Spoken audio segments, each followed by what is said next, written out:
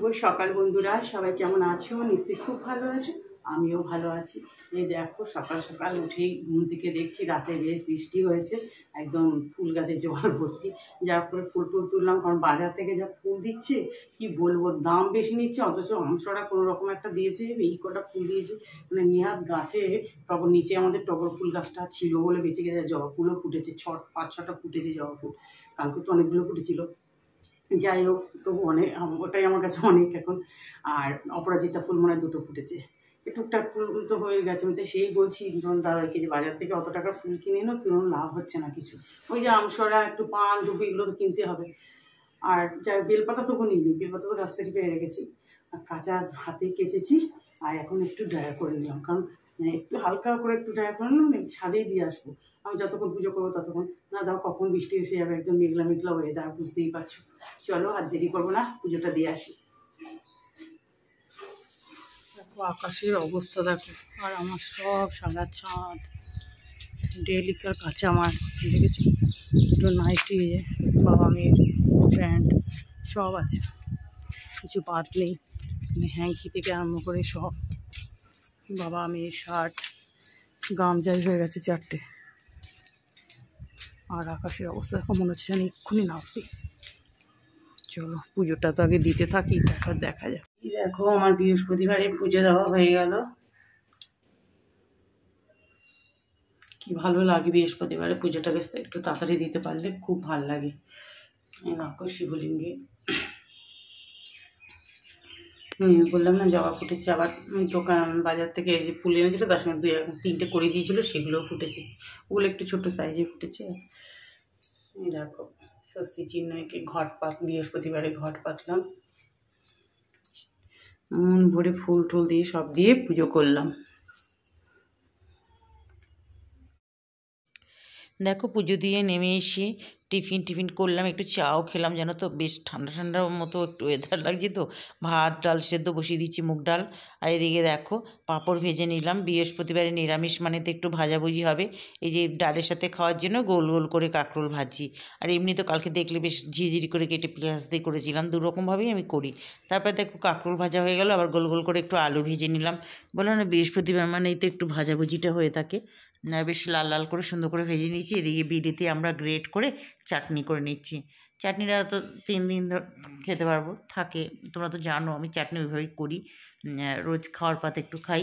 আর এদিকে দেখো একটা তরকারি করতে হবে, বাঁধাকপি ঘন্ট করব। এই একটু সুন্দর করে আলুগুলোকে ভেজে নিচ্ছি, জিরে আর সাদা জিরে আর তেজপাতা ফোড়ন দিয়েছিলাম।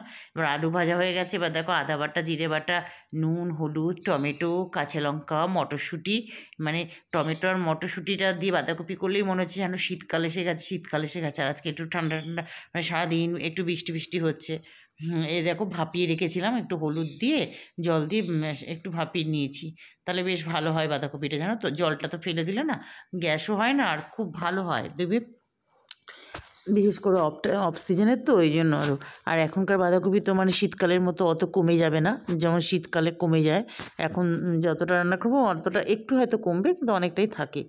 আর ভয়েস ওভারটা পরে দিচ্ছি, তোমাদের দাদাভাইয়ের তো নাকি বাঁধাকপির তরকারিটা খুব ভালো লেগেছিলো, মেয়েরও ভালো লেগেছে, বলছে খুব ভালো হয়েছে বেশ। আমাকে আবার বলছে সিজনের থেকে দেখছি অফ সিজনেই ভালো লাগছে বেশি। এদিকে দেখো মুগ ডালটা একদম কাঁচা মুগ ডাল করছি, কারণ ভাজাটা খেলে তো আবার একটু অম্বল হবে। আর মুসুরির ডালটাতে এখন একটু স্টপ রেখেছি, দেখো সাদা জিরে তেজপাতা ফোড়ন দিয়েছিলাম, একটু ধনে পাতা দিয়ে দিলাম, হালকার মধ্যে বেশ ভালোই লাগে, খারাপ লাগে না। আর দেখো এখানে ঘি গরম মশলা সব দিয়ে দিয়েছি, বাঁধাকপির ঘন্ট আমার রেডি। আর এই বাঁধাকপি রান্নার সময় কোথাও বেশি মানে নড়াচড়া যায় না, লেগে যাবে তো, আর হাতটা বড্ড ব্যথা হয়ে যায়, কারণ নিচে একবার বাড়াতে হয়, একবার গ্যাস সিম মানে করতে হয়। এইভাবেই বাঁধাকপিটা করলে বেশ ভালো হয়। এই দেখো রান্না টান্না তো সব হয়ে গেল, বাসন টাসন সব এখানে দিয়েছি। আর ওয়েদার দেখেছো মেঘলা, চলো সব হয়ে গেল। আর একবার ফ্রেশ হয়নি বন্ধুরা, রান্না বান্না করে শরীরটা একটু খারাপ লাগছিলো, একটু শুয়েছিলাম, বেডরুমে ওখানে শুয়েছিলাম।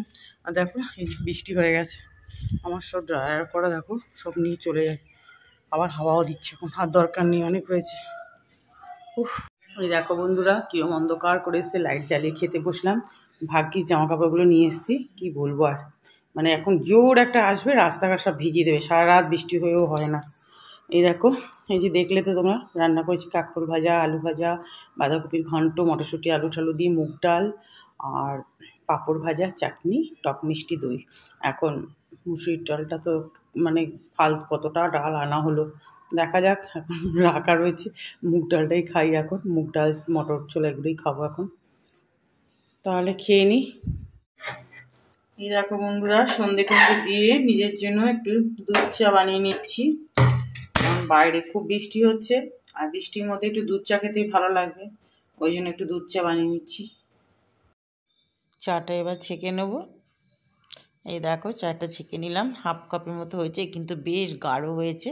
তাহলে বন্ধুরা, আজকে এই চা দেখতে দেখতে ভিডিওটা এন্ড করছি। সবাই ভালো থেকো।